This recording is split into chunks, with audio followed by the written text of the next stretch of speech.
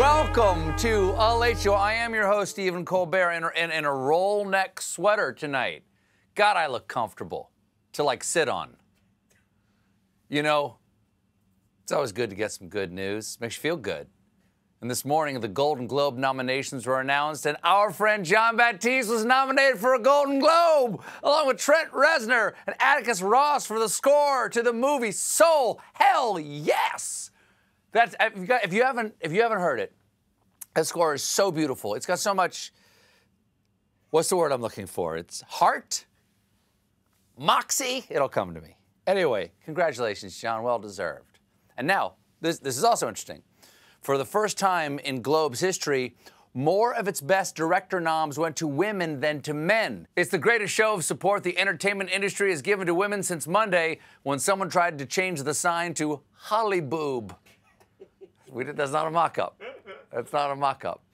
Now, unfortunately, there were also some glaring snubs, including a complete shutout in the best drama category for black-led films like Spike Lee's Da 5 Bloods and George C. Wolfe's Ma Rainey's Black Bottom. Once again, black filmmakers get the shaft, which is doubly insulting since there's already at least 5 shafts. My CBS late-night colleague and one of the stars of The Prom, James Corden, also earned a Best Actor nod, though it shocked some people that his co-star Meryl Streep was snubbed. Now, that one I understand, because Meryl wasn't snubbed. She's actually playing her part and James Corden in The Prom. She's that good. Regardless, congratulations, James. But as big a deal as the Golden Globes are, I would also like to congratulate all of my writers, because today they received not 1, but 2 Writers Guild nominations. 1 for this show that we do for you every night, and 1 for our election night special. It's well-deserved. You guys are the pros from Dover, and this year I will be attending the award ceremony, as I always do, from home. In the less glamorous world of the world, Washington is in the grips of what some are calling the GOP Civil War. It's like the first Civil War, but this time both sides use the Confederate flag. Now, it's a battle that pits traditional Republicans like Senate Minority Leader and man cheating on his diet with his upper lip, Mitch McConnell, against the QAnon conspiracy wing led by Georgia Representative Marjorie Taylor Greene, seen here being pro-life. House Democrats are preparing to vote tomorrow on whether to strip Greene of her committee assignments because she's a follower of the QAnon conspiracy and has also said things like Muslims don't belong in government, 9/11 was an inside job, the shootings at Parkland, Sandy Hook, and Vegas were staged, and has blamed wildfires on a secret Jewish space laser. Come on! That's ridiculous. If there were a secret Jewish space laser, would Mel Gibson still be? This afternoon, it was announced that no action would be taken against Greene by House Minority Leader and man in the post-Taco Bowl blast zone, Kevin McCarthy. But following McConnell's lead, Senate Republicans are distancing themselves from Greene. Indiana Senator Todd Young called her nutty and an embarrassment. And Mitt Romney said, our Big Tent is not large enough to both accommodate conservatives and kooks. Yes, only one tent can do that. Barnum and Bailey's Conservatives and Kooks Freak Show, featuring the two-headed Reagan, the world's strongest Nixon, and of course, perhaps most freakish of all, the half-man, half-Gates. He walks, he talks, he crawls on his belly like a reptile. No photographs, no papier-mâché. He is alive. Please, no pregnant women, no breastfeeding mothers. Your milk may curdle in the teat. But you don't know I was a carny for a while? I did. I was a carny barker for a while. How do you... Everybody's had one of these jobs. You don't get one of these jobs without working as a carny for a while. Where are we? Oh, in the grips of a pandemic. I'll keep going. But one Republican has found a creative way to duck the controversy. Alabama Senator Tommy Tuberville, seen here about to hit on your mom. Yesterday, Tuberville was asked his opinion on Greene's insane and hateful views and said this. I'd have to hold back a statement on that, but okay. Travel in this weather's been a little rough. Looking at any news or whatever. Okay, so the weather keeps him from knowing the news. Jim, let's check the 5-day forecast. Yeah, too much snow make dumb. Yesterday, we got a preview of the former president's impeachment defense plans, and I'll tell you all about that in tonight's edition of Don and the Giant Impeach 2. Go fast, we're furious. He fell down. Can you believe it? Ow! I can't fall with the fake news watching. The ex-president's lawyers claim that he did not intend to incite his mob of rabid loyalists, writing, "It is denied that the phrase, 'if you don't fight like hell, you're not going to have a country anymore,' had anything to do with the action at the Capitol, as it was clearly about the need to fight for election security in general." Yeah, he was just talking about election security in general. It reminds me of this famous scene in Star Wars. You may fire when ready.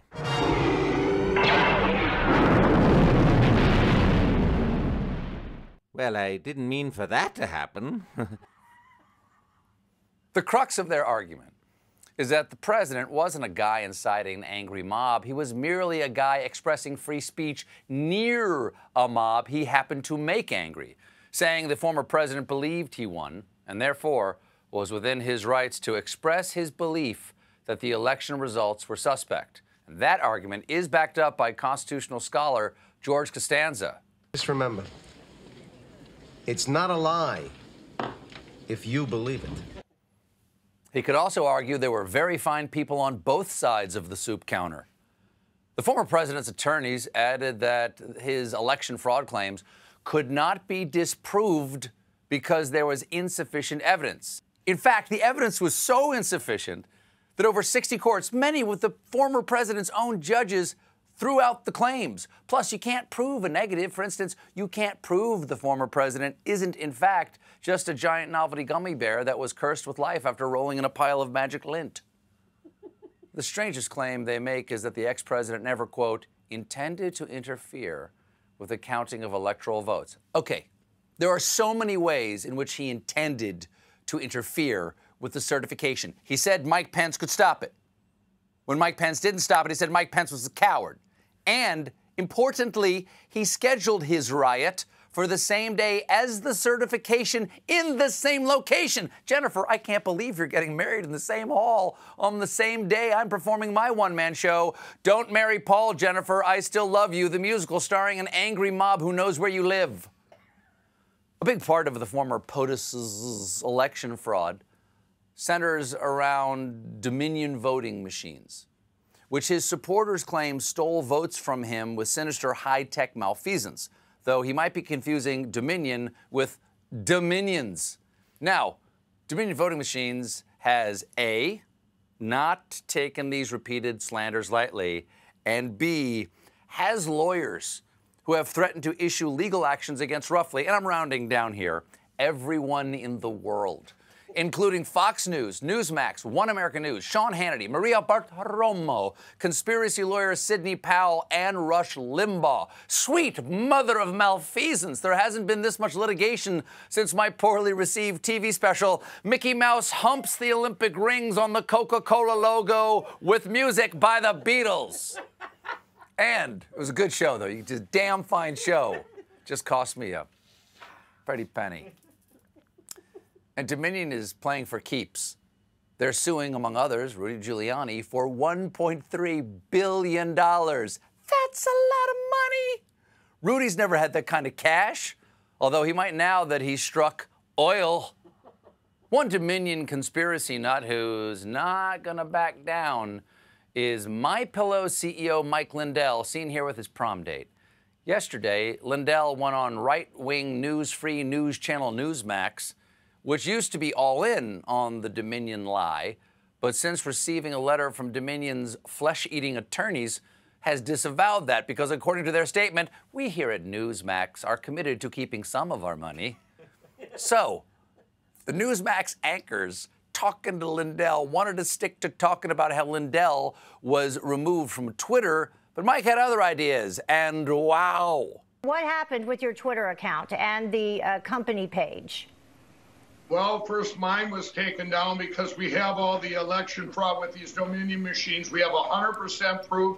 And then when they took it down about 3 weeks ago, and then I put it back up. My personal, it was a Mike, thing about my thank you very integrity. much. Mike, you're talking about machines that we at Newsmax have not been able to verify any of those kinds of allegations. We just want to let people know that there's nothing substantive that we've seen. And let me read you something there. While there were some clear evidence of some cases of vote fraud and election irregularities, the election results in every state were certified. There you go.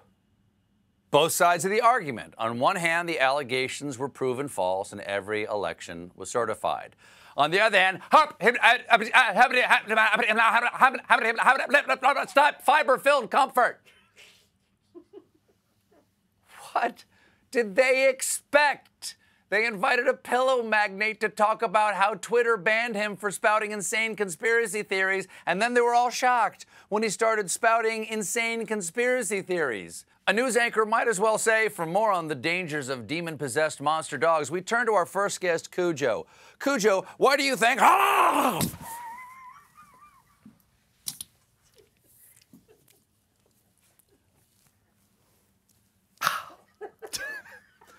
After that, Lindell toned it down with much more screaming.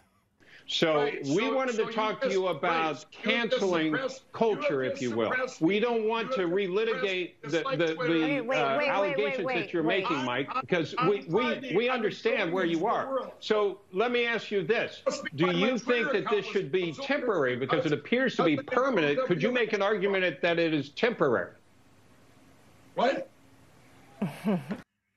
I never thought I would agree with Mike Lindell, but what?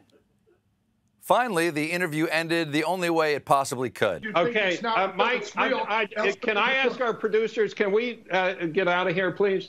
I don't want to have to keep going over this. Actually, we at Newsmax have not been able to verify any of those allegations that you're... Mike, hold on a second. Everybody hold on a second. Mike, hold on one second.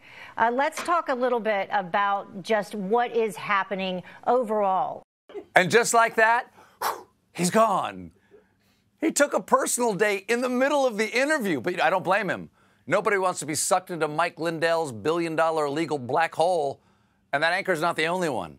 Everybody hold on a second. Mike, hold on one second.